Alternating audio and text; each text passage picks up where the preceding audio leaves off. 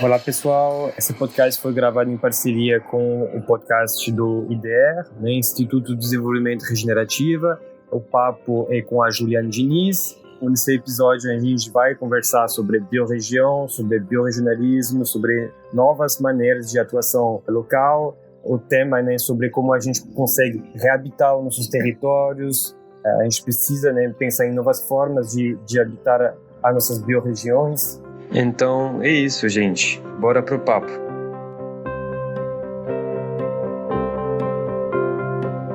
Olá, pessoal. Aqui é a Juliana, do IDR. Eu estou aqui com o Jerome, do Rizomar. Mais uma vez, a gente já fez uma conversa, acho que em 2020, se não me engano. É isso mesmo, em 2020. Falando sobre biorregionalismo, mas principalmente com recorte do que seria esse cenário de colapso global que a gente está vivendo e como o biorregionalismo é uma resposta interessante e necessária a isso.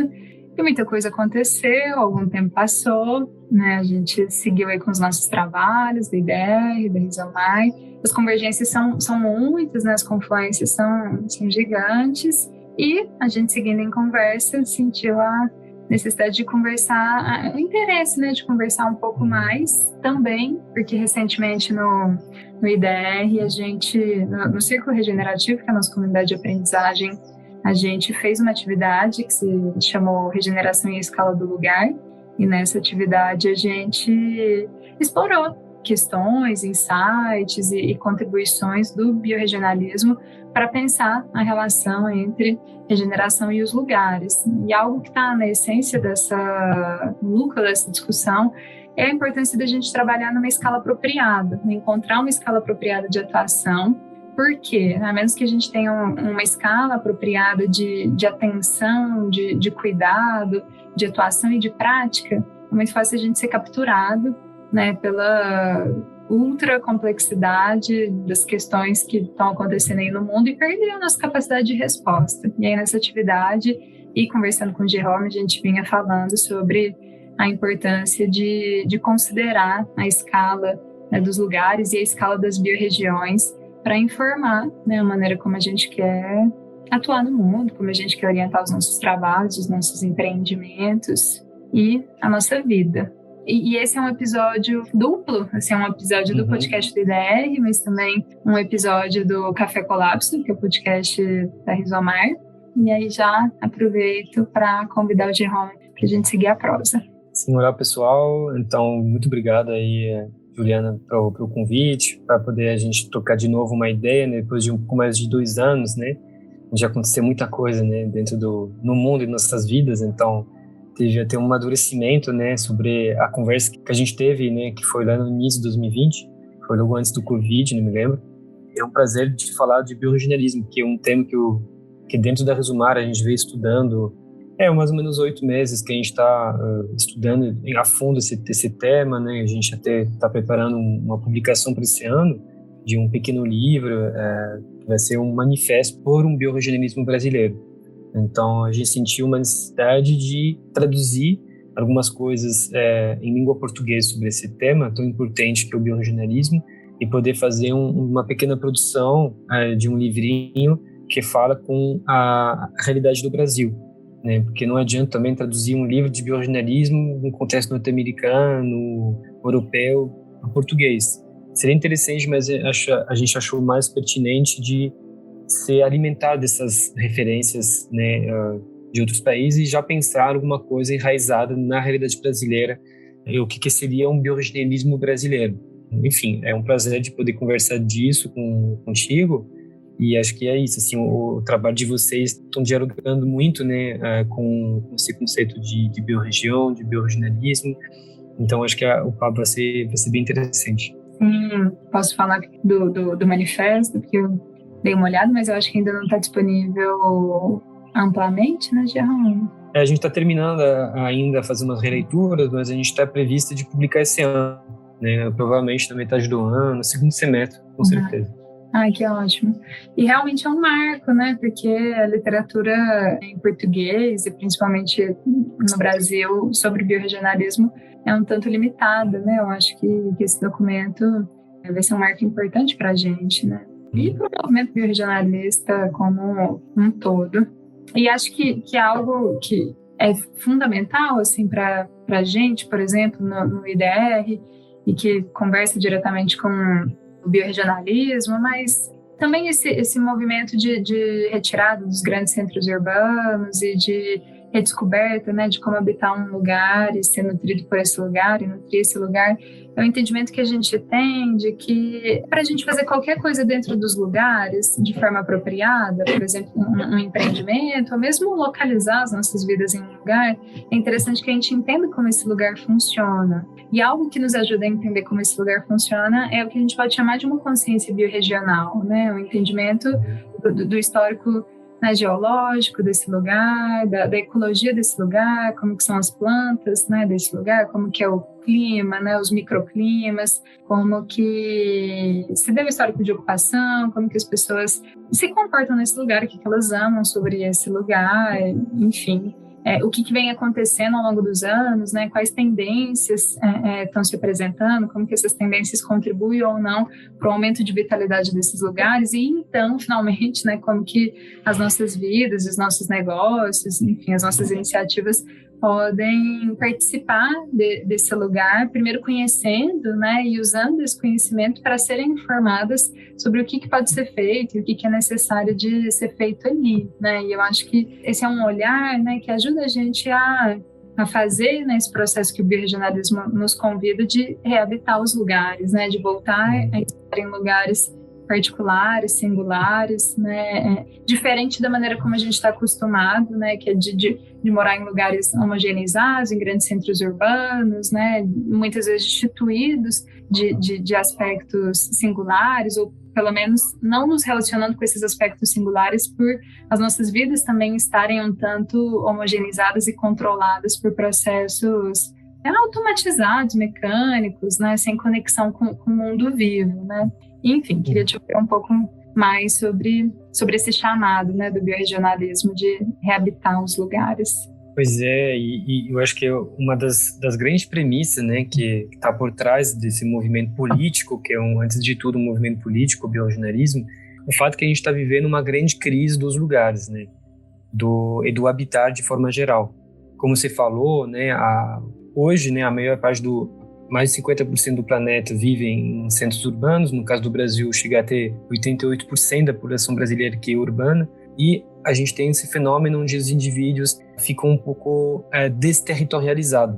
E uma questão que esse conceito de território, às vezes a gente, no seu imaginário, a gente quer território para terra indígena e para quilombola e para comunidade tradicional.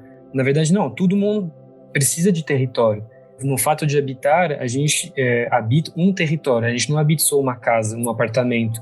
Essa desconexão, essa grande desconexão que está acontecendo ligada ao capitalismo, às tecnologias, nos afastam cada vez mais dos ecossistemas naturais, da terra e dos territórios.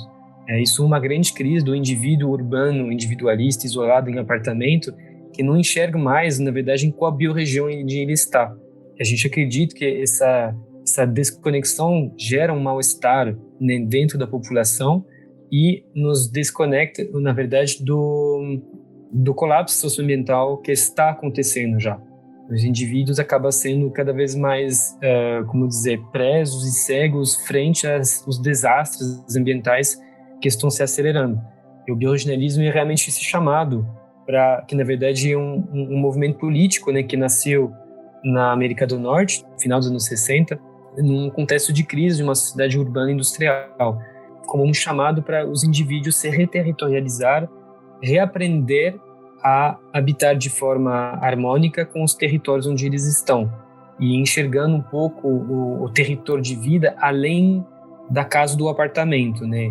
Então são todas essas questões que você estava comentando, assim, até umas coisas básicas, assim, de onde vem a água da torneira, qual a nascente, onde fica localizada a nascente, o rio que me dá água potável diariamente. Um conjunto de questões básicas que a gente acaba, hoje em dia, ficar sem respostas, né? A gente não sabe mais nada sobre o território que nos sustenta diariamente, que nos mantém em vida, né?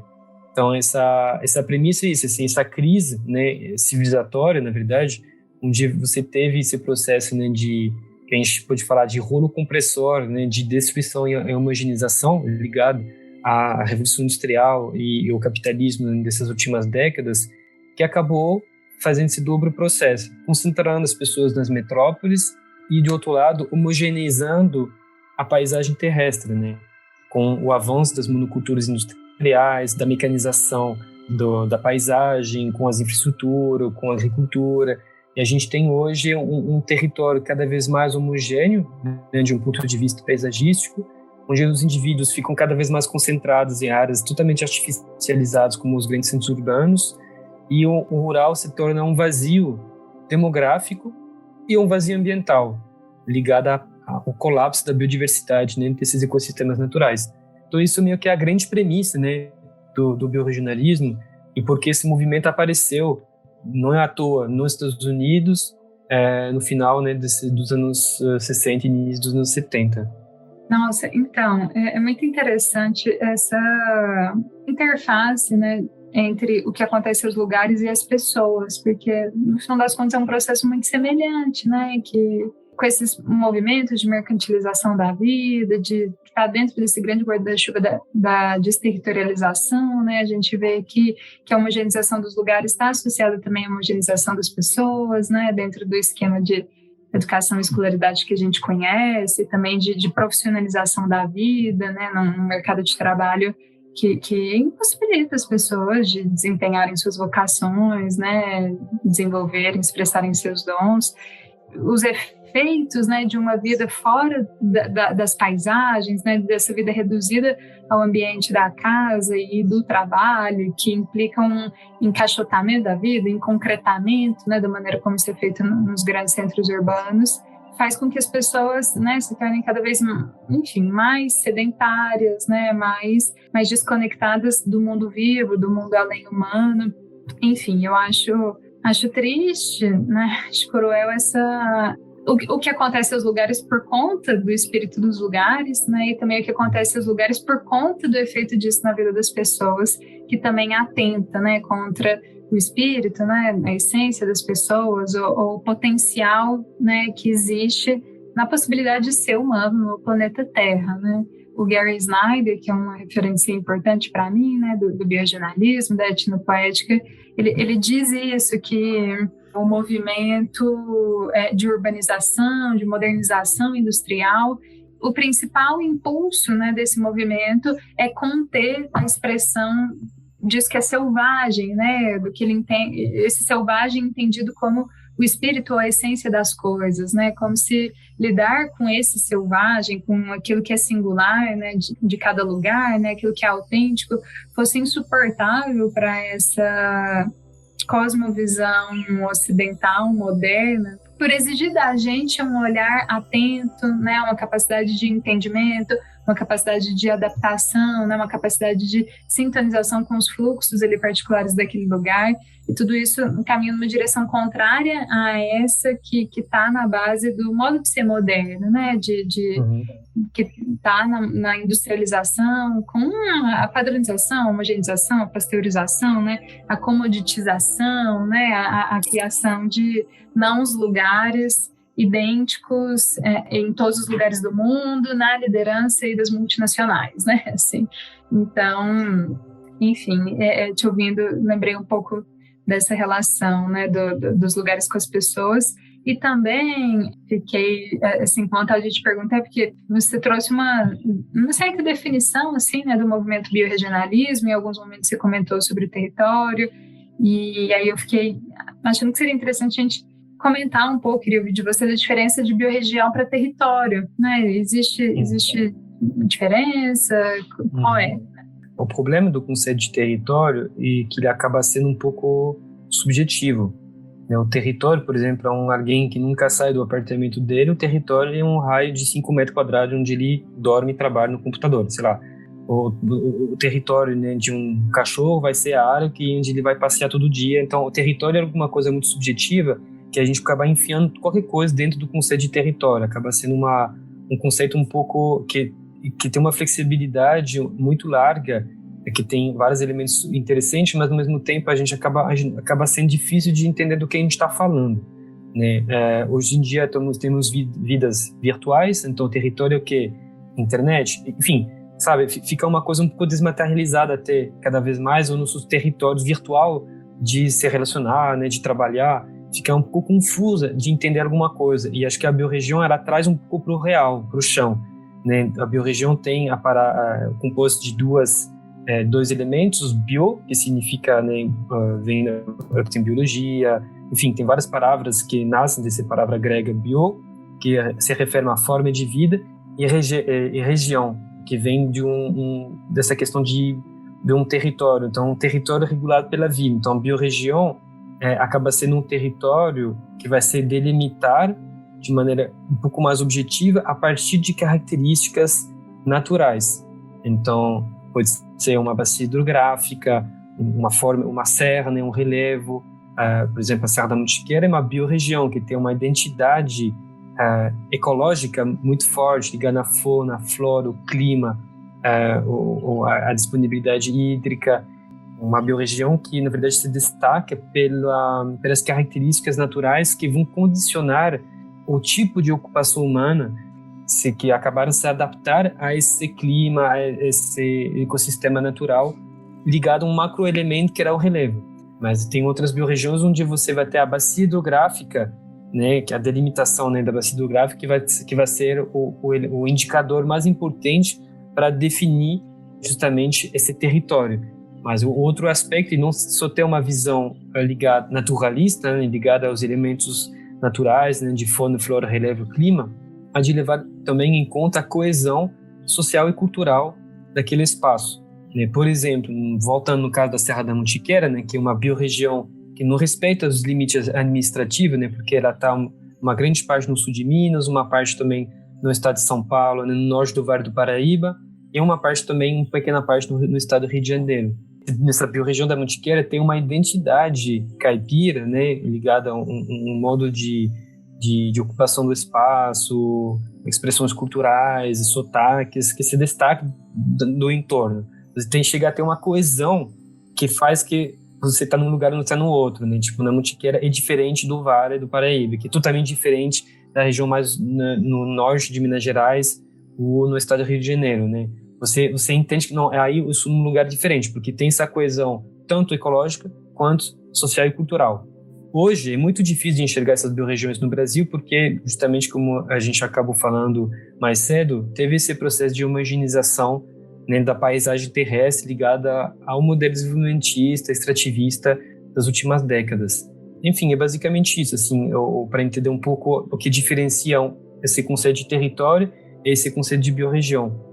Biorregião a gente acaba tendo é sempre muito difícil de fazer isso, porque essa delimitação ela tem que ser flexível também, né? Não tem como exatamente fazer um limite certinho no mapa, a biorregião da Mantiqueira começa aí, para aí, tem que ter uma flexibilidade, a fronteira é porosa, né, de uma biorregião, é meio orgânica, na verdade, não pode ser uma coisa tão rígida assim. Numa ilha vai ser mais fácil, né? Aí acaba não tem menos assim debate de delimitações. Mas, enfim, é basicamente isso, assim, essa diferença. Uma vez eu ouvi essa definição, a definição de biorregião associada com a ideia de uma área geográfica distinta, né? E justamente distinta nesse sentido de apresentar uma coerência interna, né? Enfim, isso que você trouxe, né? Essa coesão biocultural.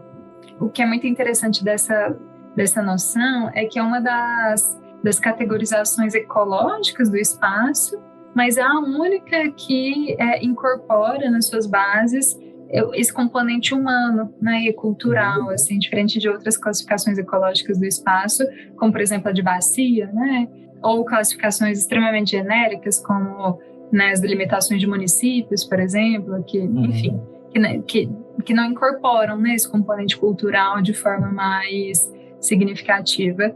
E aí eu acho que isso é o que faz também, assim, do biorregionalismo muito importante nesse momento, como um movimento mesmo, uma luta, uma bandeira, que ele congrega, né, dois movimentos que precisam acontecer juntos, né? Esse do que a gente poderia entender como os direitos da natureza, né? A busca pela garantia dos direitos da natureza e os direitos dos povos, né? Os direitos das populações locais.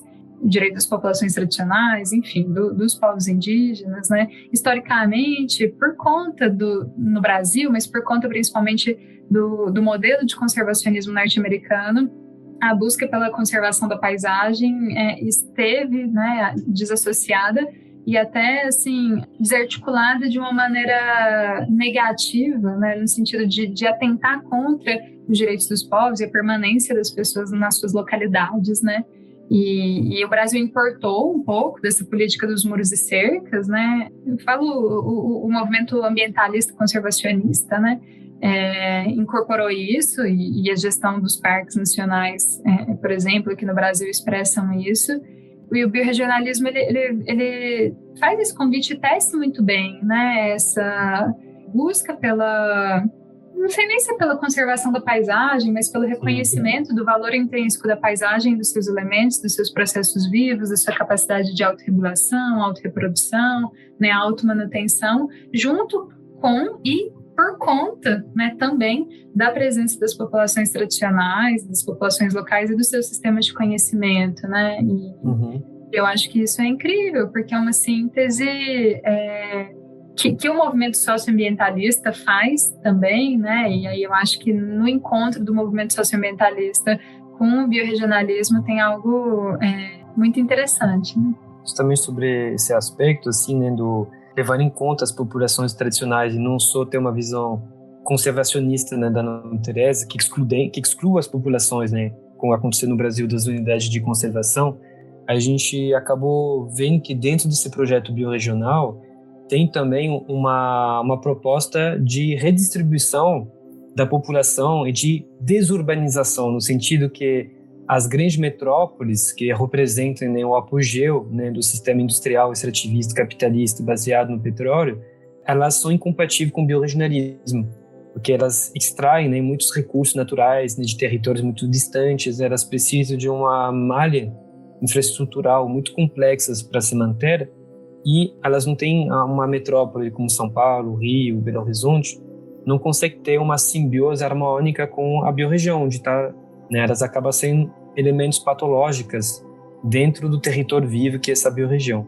Tem também, como projeto dentro do movimento biorregional, uma reocupação do campo, né, que passa por o fato de reassentar, é um pouco estranho de usar a palavra assentar, a gente podia ter trocado de palavra, mas de pensar assim, uma urgente necessidade de pensar um êxodo urbano com o que possa acontecer, né, com um novo tipo de assentamento humano, e até dentro do biorregionalismo não tem necessariamente uma visão anti-urbana. Até tem vários escritores, mais, né, numa escola italiana, que fala de biorregião urbana, falam que as cidades elas precisam se reconciliar com os territórios na volta, né, que abastecem ela em água, alimentos, energia, matérias-primas diariamente. Então tem um pouco essa questão, né, de que a gente precisa tanto ter um êxodo urbano, ter uma redistribuição populacional, principalmente no rural, que no Brasil está se tornando um vazio, né, demográfico ligado à dominação do agronegócio, né, que criam amplos desertos, né, onde você vê às vezes centenas de quilômetros, você vê uma pessoa morando, né. A mecanização excluiu o ser humano também de vários territórios, além da zona de conservação. E do outro lado, a gente precisa pensar em um que a gente chama de policentrismo, né, de uma rede de pequenas cidades em simbiose com seus territórios próximos, que foi exatamente o contrário do que aconteceu, por exemplo, né, no Brasil nas últimas décadas, onde as populações acabaram se concentrando nas periferias das metrópoles, que acaba sendo também sistemas profundamente excludentes. Então, é legal olhar para as comunidades tradicionais, às vezes, né, chegar a ter conflitos com a unidade de conservação excludente, mas de pensar também essa massa de população brasileira, que urbana é 88%, que precisa reabitar o território que hoje em dia foi tomado pelo agronegócio, a mineração, e foi esvaziado por uma questão, né, de absorção, né, das pessoas nas metrópoles.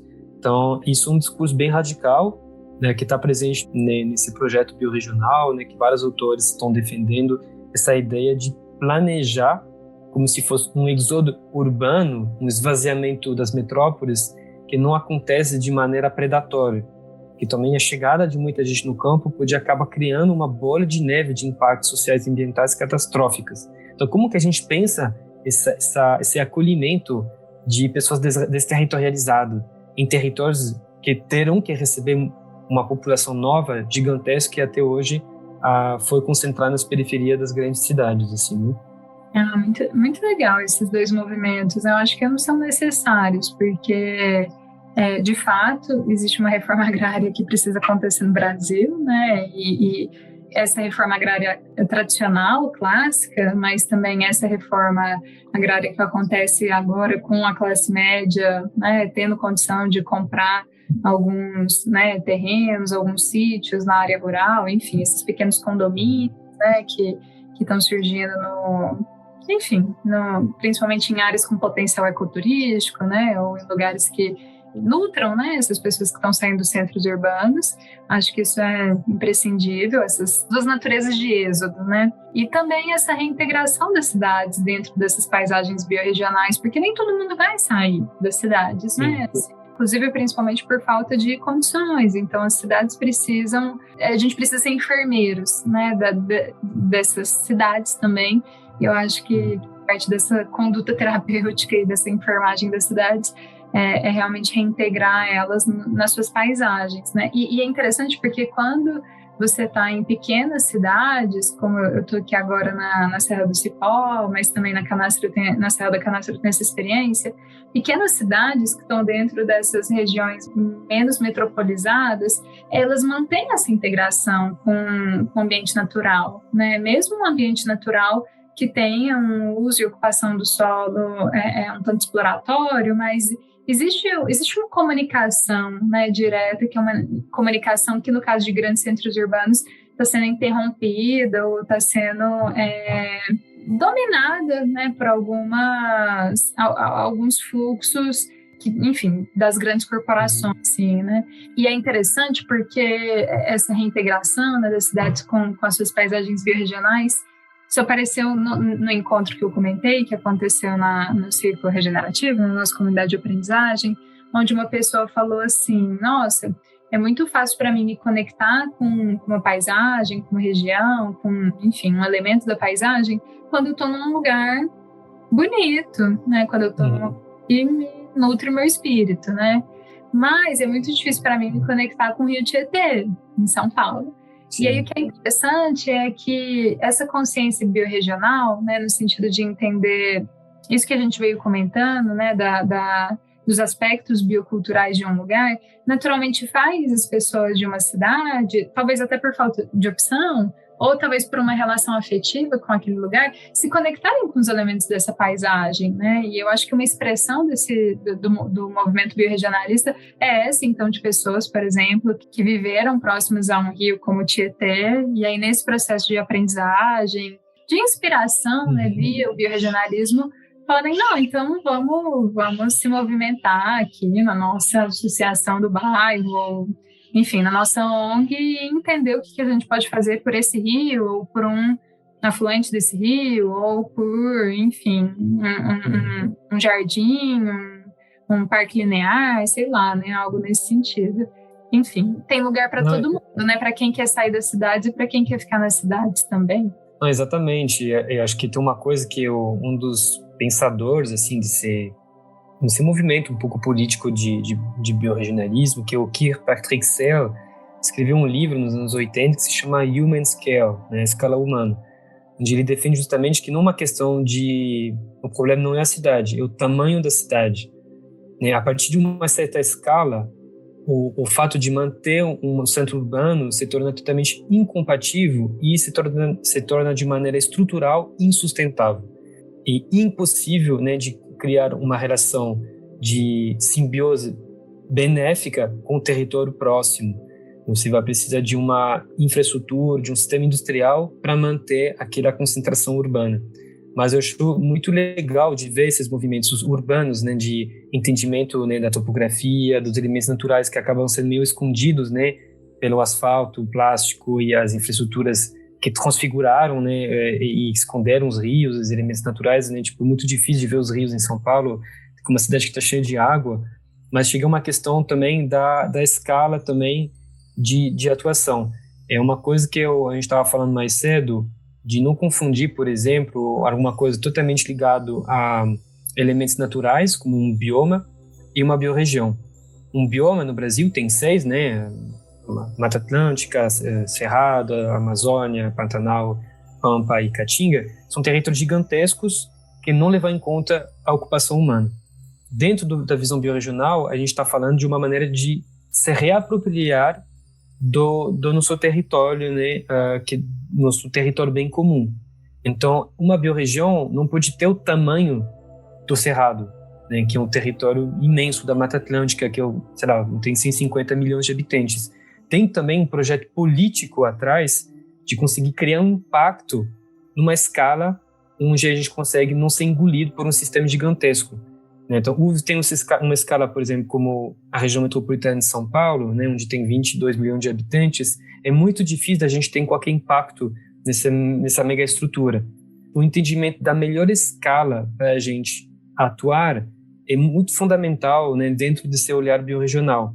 E uma biorregião, ela sempre tem essa preocupação de até onde a gente consegue atuar.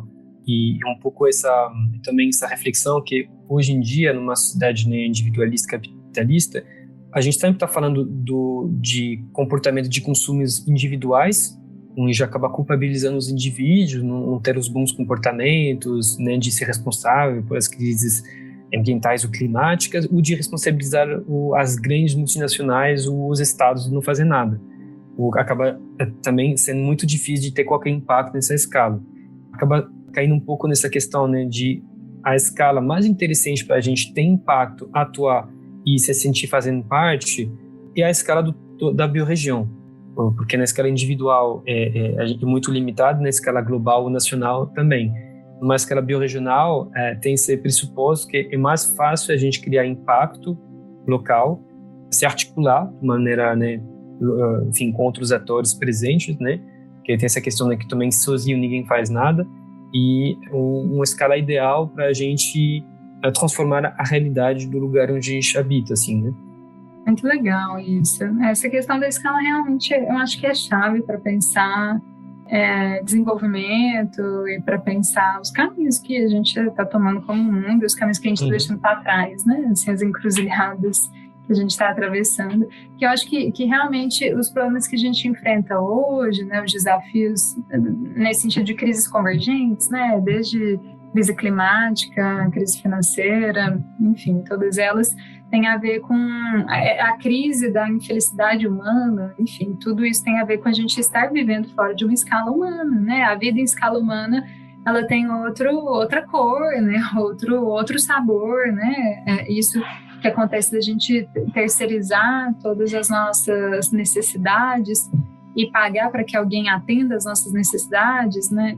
Enfim, esse processo de subordinação da nossa vida a instituições e, enfim, produtos e serviços que a gente precisa comprar com o dinheiro que a gente ganha, tendo que trabalhar para essas instituições e muitas vezes nos impedindo, né, de enfim, desempenhar um papel que faça mais sentido na nossa vida. Eu acho que isso é muito básico, assim, né? É muito chave. O Wendell Berry fala que também é uma das pessoas que eu não exatamente é uma voz do biorregionalismo, mas que fala bastante sobre os lugares, né, e a importância de a gente se relacionar com os lugares.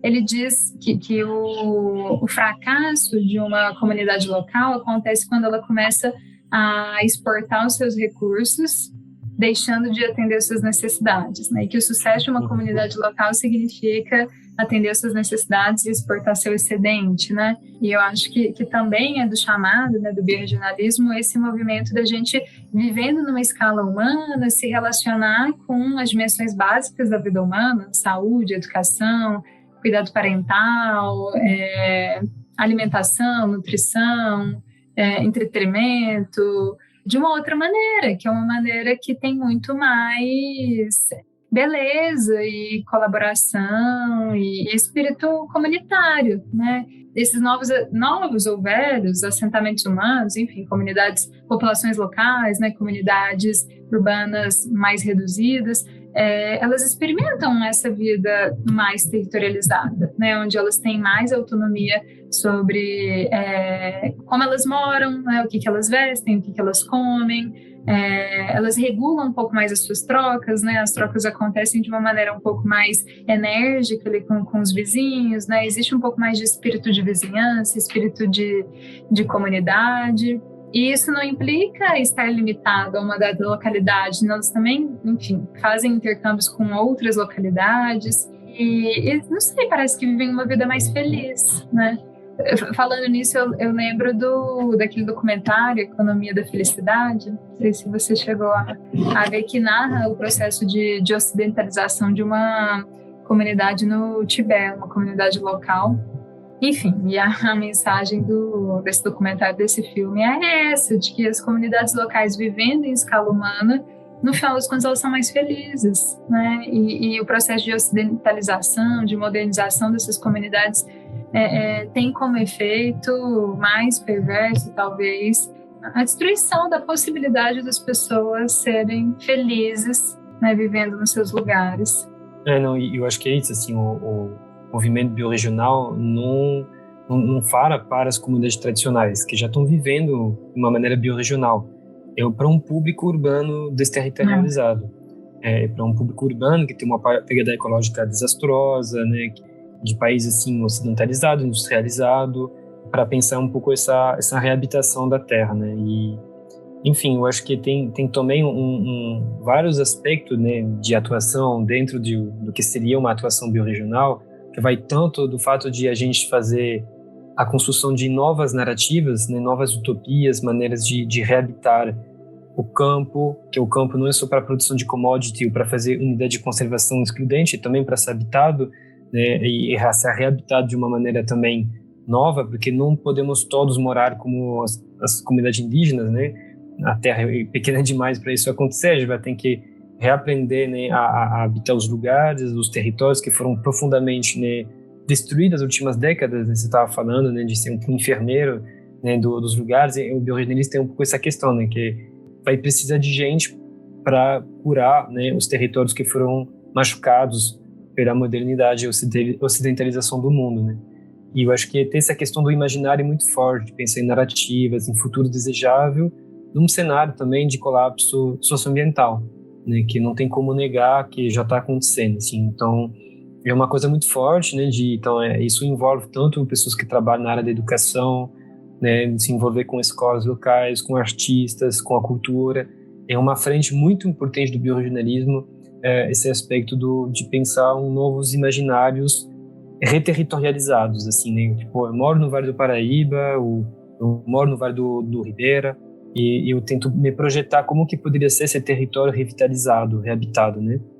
E há outras frentes também que a gente podia acabar falando um pouco, e vocês têm bastante experiência também lá na região de Minas, né? Do Céu do Cipó, Serra da Canastra. A Resumar está mais localizada na região da biorregião da Mantiqueira, que acabei falando um pouquinho mais cedo, de como que a gente tem uma pegada biorregional no lugar onde a gente vive, assim, quais são as ações que a gente pode fazer para começar a trabalhar essa reabitação, né, da biorregião, e essa identidade biorregional também. Aí tem muitos exemplos, né, a gente pode falar bem superficialmente, né, de alguns exemplos, né, da gente atuar de maneira biorregional. E acho que tem uma coisa para mim, que eu sou geógrafo de formação, que eu gosto muito de fazer. A gente podia um pouco cair numa armadilha disso, mas acho legal de tentar fazer isso, de tentar mapear a biorregião, né? Porque a gente tem delimitações territoriais no Brasil que a gente pode enxergar de um ponto de vista ambiental, histórico, como não tão adequado, né? Muitos municípios foram traçados de maneira aleatória, os estados também, eles representam uma ocupação colonizadora, né, do Brasil, e tentar delimitar as biorregiões e tentar enxergar o Brasil de um outro olhar, um pouco descolonizador. E a gente consegue entender, não, aí tem um vale, aqui tem a bacia hidrográfica, aqui tem essa serra. A gente consegue ter uma representação geográfica alternativa do nosso país, do nosso território de vida, assim, né? E acho que o exercício de delimitar é muito importante, cartografar é importante, assim, e poder criar representações cartográficas da biorregião, mesmo que seja um mapeamento aproximativo, já gera muito impacto, né? É uma coisa legal de fazer, de trabalhar com escolas, com organizações, né, associações de moradores e poder expor esses mapeamentos que podem ser desenhados também de forma participativa com os habitantes, né? É uma coisa assim bem rica e bem impactante, né, a se fazer.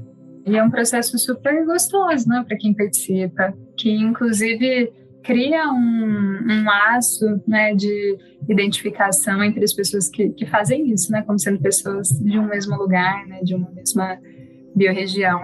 E esse mapeamento, ele, de alguma maneira, ele faz parte, né, do que a gente entende como a construção do que a gente chama no desenvolvimento e design regenerativo de o alinhamento do nosso projeto, né? Quando a gente usa dessa metodologia para pensar projetos, acontece, primeiro, a gente entendendo um pouco da natureza desse projeto, mas muito brevemente a gente já tenta tirar o nosso olhar desse projeto e levar o nosso olhar para onde esse projeto está, qual que é o lugar desse projeto. E aí a gente constrói, então, né, o que a gente chama de sistemas alinhados, ou alinhamento desse projeto, que seria o mapeamento do lugar do projeto e do lugar do projeto, né? A gente chama esse lugar do projeto de todo próximo, ou de lugar, e a gente chama esse lugar do lugar de todo amplo. E via de regra, a biorregião, ela é também um anel, né, que um desses círculos, né, a gente pode visualizar esse sistema alinhado como círculos dentro de círculos. Uhum. E a biorregião, se ela não é o todo amplo desse alinhamento, né, do alinhamento desse projeto, ela é e sempre vai ser um anel a ser considerado para a gente entender o funcionamento desse lugar. E é mais ou menos como que isso acontece, né? A gente quer entender...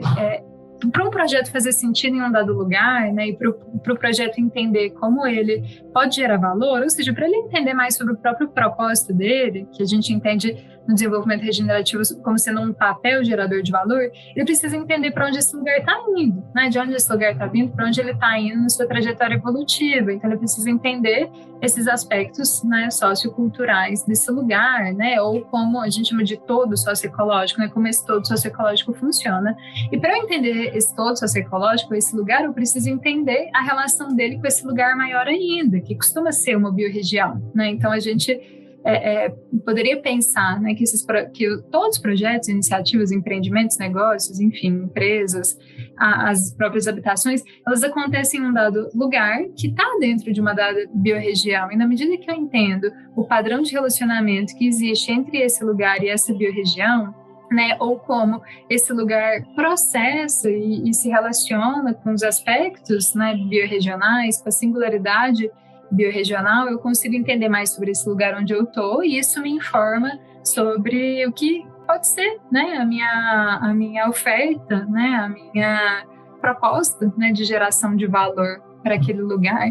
E isso, assim, é um tanto prático, né, assim, ao mesmo tempo que é um tanto, em termos, né, conceituais, assim, pode soar um tanto abstrato, é um tanto prático, porque no final das contas, e simples, né, no final das contas, a gente quer existir, para a gente existir, a gente quer empreender, né, algumas coisas, só que fazer isso de forma totalmente autocentrada, sem levar em consideração o valor que isso que a gente faz gera nos lugares, via de regra faz com que essas coisas não tenham resiliência, né, com que o que a gente tenta oferecer não seja viável, né, o que traz viabilidade para o nosso projeto é justamente a integração dele com o seu lugar, né? E a capacidade dele ajudar esse lugar a se tornar mais saudável, mais resiliente, mais vibrante, o que, por sua vez, vai depender do quanto esse lugar contribui para que essa biorregião, né, ou esse lugar maior ainda, se torne também mais capaz de evoluir, mais resiliente, mais saudável, mais vibrante.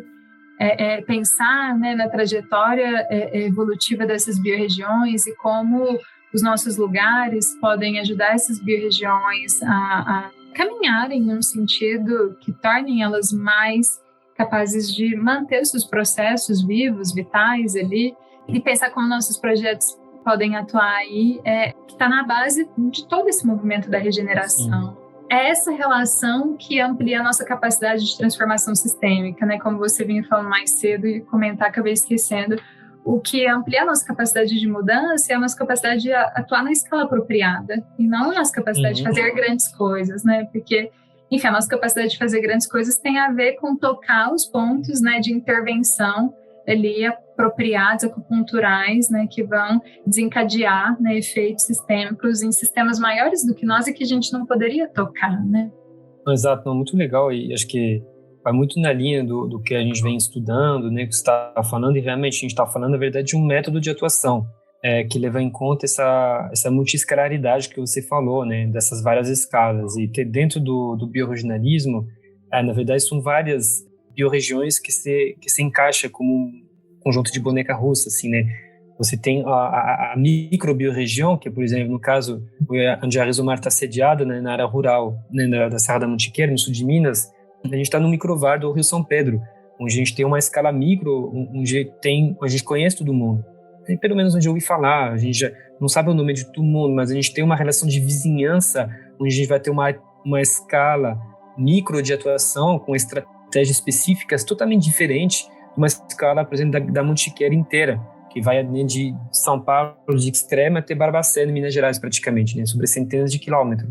Então, é uma escala micro, a gente precisa de um entendimento muito grande, né, desse local, dessa microbiorregião do Vale do Rio São Pedro, onde a gente está sediado, né, e isso é uma outra estratégia, por exemplo, que é a bacia hidrográfica do Rio Baipendi, que é também uma parte, bem lá no coração da Serra da Mantiqueira, que chega a ter uma escala, né, de ser um pouco maior que o município, englobar alguns municípios, assim, mas é uma escala onde a gente consegue atuar, por exemplo, em política pública, trabalhar com prefeituras, trabalhar com as escolas, trabalhar com o plano diretor, é um outro tipo de articulação, um outro tipo de atuação biorregional, trabalhar com roteiro de turismo de base comunitário, tudo isso são atuações biorregionais, né, a partir de uma outra escala. E aí na escala da Grande Mantiqueira, da macro-biorregião da Serra da Mantiqueira, que aproxima de 3 estados, é uma outra estratégia também de atuação, é um outro tipo de laços e de estratégias que a gente vai ter que desenvolver. Então é muito legal de fazer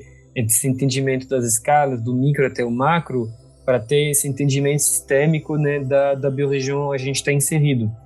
Porque o grande problema de hoje é que a gente fica um pouco numa visão de o indivíduo ficar ilhado, isolado, né, e o virtual acabar apagando todas essas escalas, parece que é do eu até o global, né, e legal de repente, não, tem territórios reais, tem bacias hidrográficas que tem milhões de anos, que vão existir muito depois da gente, elas já existiram e vão continuar a existir depois da humanidade se extinguir. Então a gente tem que respeitar essas escalas, né? E a gente está inserido nela, né? Então é muito legal de fazer esse entendimento, você estava falando, né, dessas diferentes escalas e de como nossos empreendimentos levam em conta essa multiescalaridade, né? E para ter uma compreensão mais inteligente, né, do lugar onde a gente está, né? E eu acho que trabalhar com essas escalas leva a gente naturalmente a mapear redes de cooperação e de colaboração para a evolução desses lugares, né? Evolução em um sentido que preserve algo da integridade desses lugares. Na Canastra a gente trabalhou com uma instituição lá, que é uma instituição vinculada à educação, mas também a ecoturismo. E antes, no começo desse trabalho, essa instituição acreditava que a atuação dela deveria se dar nas escolas de uma cidade da Serra da Canastra, de Vargem Bonita.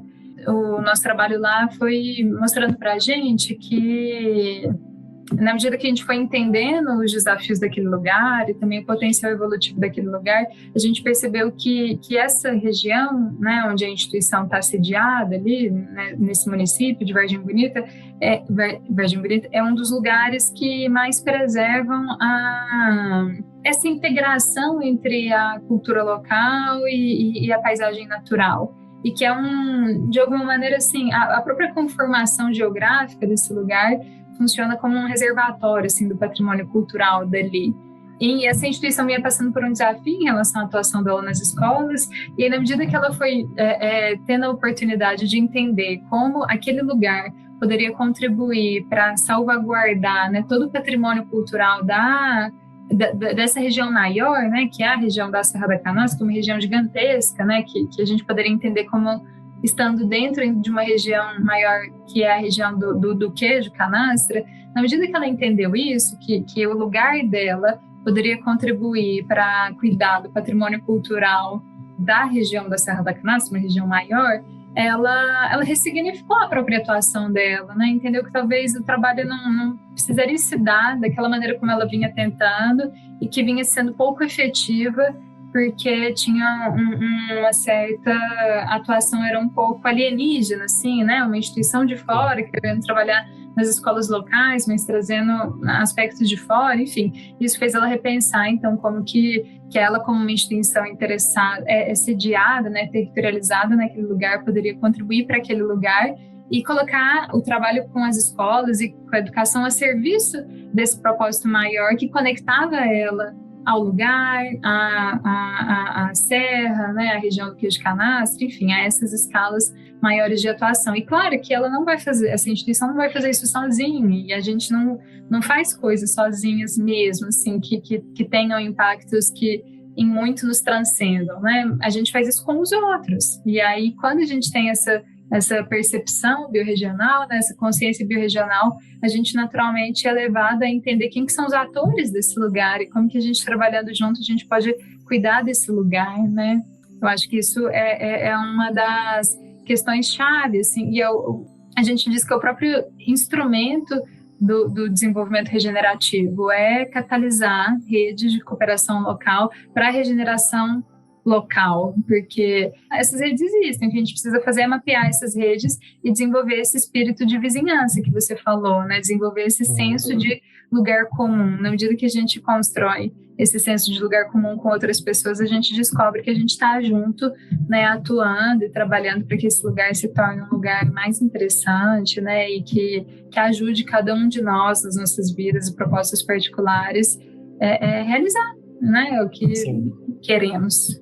Muito legal, e eu acho que esse assim, também é o objetivo da Angrisomar, né, que, antes de tudo, trabalhar, né, como facilitador nesse processo de sair das grandes cidades, né, de transição cidade-campo, né, a ONG atua muito nessa frente, de ajudar as pessoas a formar grupos, a combater coletivamente, através de ecovilas. A gente tem desenvolvido vários materiais também para ajudar a pessoa a escolher um território onde fazer a transição, né, que nós somos focados sobre essa questão de transição, que não pode ser só um deslocamento geográfico da cidade para o campo, né? Tem que ser com pegada biorregional, senão a gente acaba importando conosco, né, os problemas dos grandes centros e do sistema em áreas rurais protegidas, né? Então tem que entender o lugar, é muito importante, e eu acho que é isso, porque a gente está com essa preocupação, né, que hoje no Brasil está tendo um fluxo crescente de pessoas saindo dos grandes centros, né, indo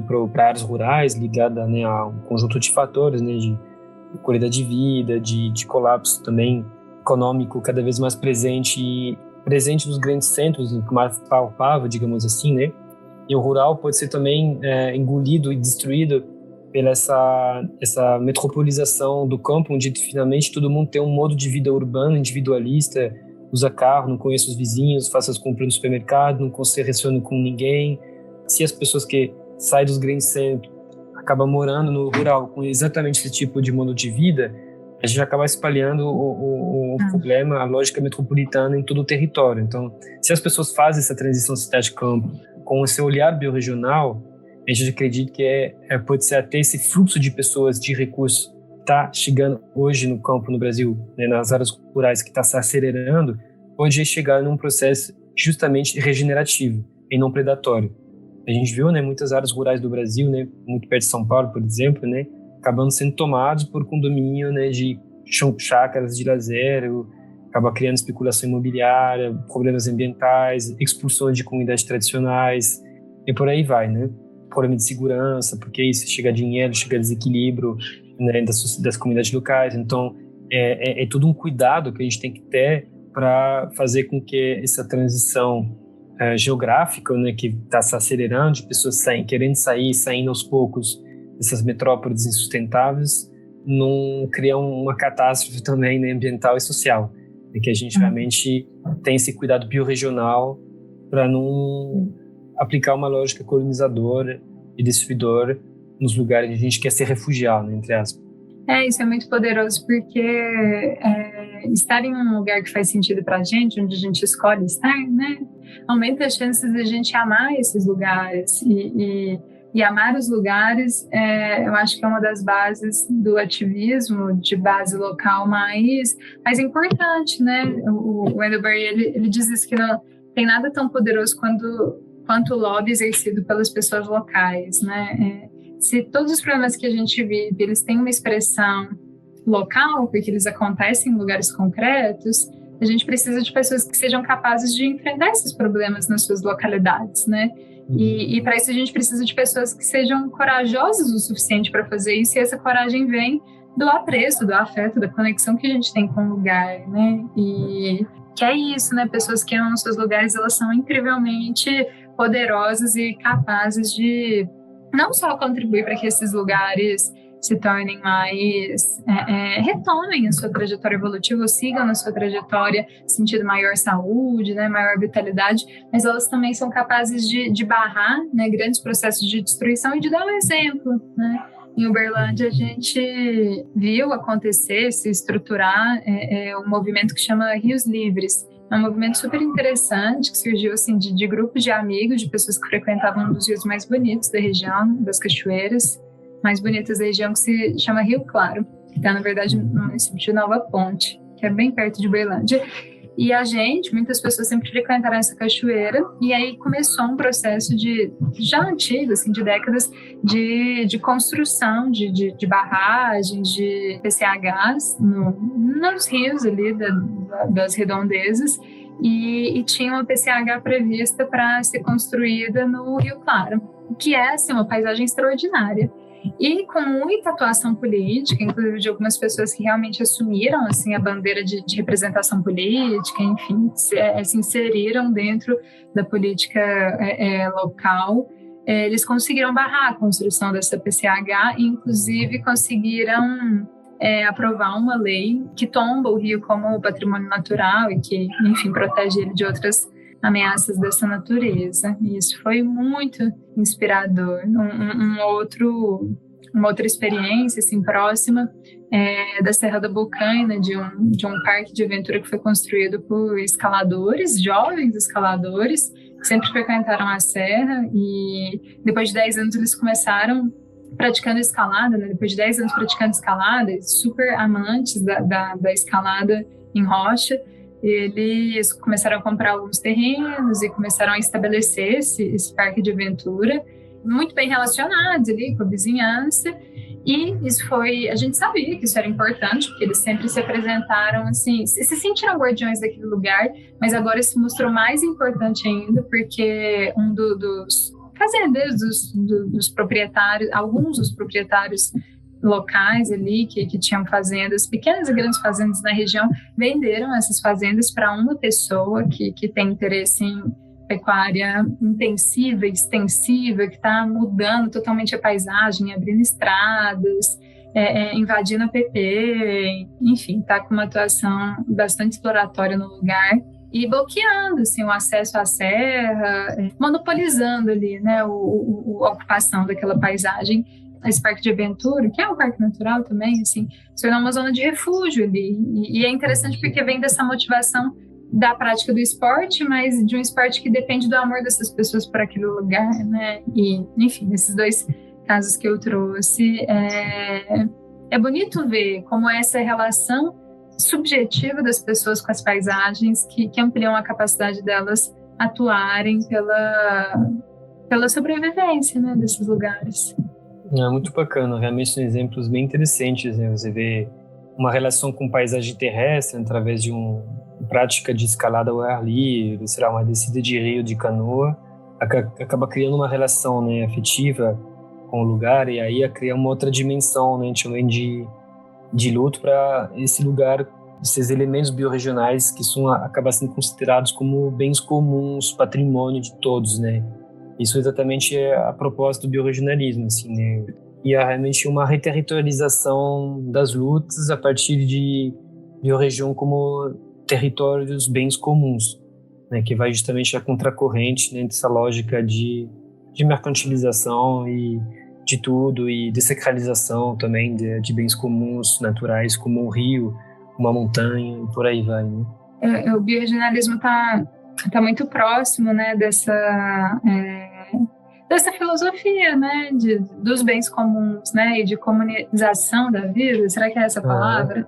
Difícil de traduzi-la do inglês, né, mas, enfim, a filosofia dos commons, né, eu acho que o bonito do bioregionalismo é essa anarquia que ele carrega nas suas bases, nos seus princípios, né, o confronto dessas fronteiras artificiais, né, essa rebeldia em relação ao modo de vida que nos faz menos vivos, né, mais subordinados, mais dependentes, e o convite para resgatar algumas instituições tradicionais de vida, como essa dos comuns, né, uma vida compartilhada e que se dá em torno do uso, do compartilhamento e da proteção disso, né, do que é de uso comum, né, das florestas, dos rios, enfim, das áreas coletivas, né, que agora está acontecendo esses novos assentamentos humanos.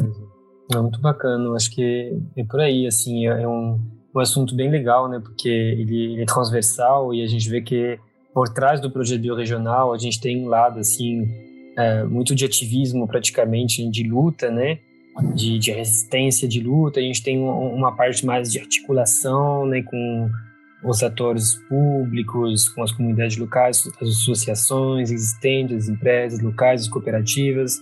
Tem uma parte mais íntima, né, de relação afetiva com o lugar, né, sei lá, fazendo trilha, descida de canoa, escalada, todos a maneira de percorrer a paisagem terrestre, né, e de maneira, enfim, de ter outras maneiras de você circular na paisagem sem máquinas, né, sem carro, avião, enfim, é uma coisa bem, bem interessante ver essa pluralidade diferente, né, que está por trás, né, do biorregionalismo como um movimento político mesmo, né, um assunto assim bem, bem legal, e eu acredito que está crescendo no Brasil, né, essa preocupação, mas a gente espera, né, poder contribuir um pouquinho, né, com essas referências que ainda o conceito de biorregião ainda não penetrou muito, né, na língua portuguesa, infelizmente. Mas quem sabe a gente consegue tentar gerar uma sinergia, na verdade, que isso é um debate de algo que já estão acontecendo, só que ainda não tem essa apropriação desse conceito, né? A gente acredita muito que esse conceito ele pode vir somar para lutas, resistências, mobilizações e articulações que já estão acontecendo em todos os territórios, só que às vezes de maneira um pouco desarticulada, ainda um pouco com falta de territorialidade, assim. Sim, e aí com certeza o manifesto vai vir a contribuir com essa infiltração, né, da noção de biorregiões e o movimento biorregionalista no Brasil. Tomara que tem gente que se apropria desse conceito, de pessoas realmente brasileiras, que não sou brasileiro de nascimento, né, ainda sou estrangeiro no Brasil, mesmo que eu moro há um pouco mais de 6 anos. Tomara que tenha, né, pessoas de comunidades tradicionais, enfim, pesquisadores que conseguem se apropriar desse conceito e produzir algumas coisas a respeito, né, da potência que a gente enxerga que está por trás, né, do biorregionalismo como movimento político, método de atuação local e maneiras de enxergar futuro desejável reterritorializados. Tomara que ele ganhe a dimensão que o conceito de regeneração ganhou, né? Sim. E tomara que ele também não seja esvaziado, né? Da sua filosofia de base, do seu espírito, né? Da sua ética, nessa popularização. Não, mas então, Juliana, muito obrigado aí pelo papo. Acho que realmente é um assunto assim muito extenso, dará para conversar hora, né? Sobre esse tema. E a conversa que a gente teve hoje, ela se encaixa dentro de toda uma produção de conteúdo que a gente vai iniciar esse ano, né, na Resumar, através do podcast Café Colapso. A gente quer falar justamente não só do lado trágico desse colapso sistêmico global que está acontecendo, mas também das oportunidades de desenvolver outras maneiras de enxergar o mundo, de enxergar o futuro, de ser proativo, porque é isso, assim, a pior coisa é de não fazer nada. Então, a gente tem muita coisa o que fazer, tem muitas coisas para fazer, e o que exatamente a gente quer abordar nesse colapso. Então, ter esses diálogos pessoas, né, como você, Juliana, dentro do IDR. A gente quer desenvolver muito diálogo com pessoas que já estão atuando nessa área, né, da regeneração, da transição, porque isso, assim, a gente precisa de falar mais disso, é uma coisa meio urgente. A gente vai comunicar, né, os outros episódios que vão sair, né, a gente tem essa meta de fazer um por mês, mas talvez vai ser um pouco mais, um pouco menos, enfim. Que ótimo, que ótimo. Obrigada pela conversa, Jerome. Fica o convite para quem está interessado em fazer essa transição, né, com uma pegada biorregional, da cidade para o campo. Conhecer o trabalho de vocês, acho que é um trabalho super inovador e raro, né, uma iniciativa realmente muito única, que, enfim, tem o potencial aí de gerar muito valor na vida de todas essas pessoas e de contribuir também para levar o movimento do biorregionalismo para um outro lugar, né, a partir, enfim, do trabalho que vocês estão fazendo. E a gente, né, daqui tem o interesse, a vontade de apoiar, né, esses projetos de base biorregional, ajudando eles a se integrarem de fato, né, com as suas localidades, com as suas biorregiões, a partir da perspectiva, né, do desenvolvimento do design regenerativo. E é isso, né? Que bom que essa conversa aconteceu e, enfim, que esse episódio está rodando aqui no podcast do IDER, no Café Colapso. Seguimos conversando.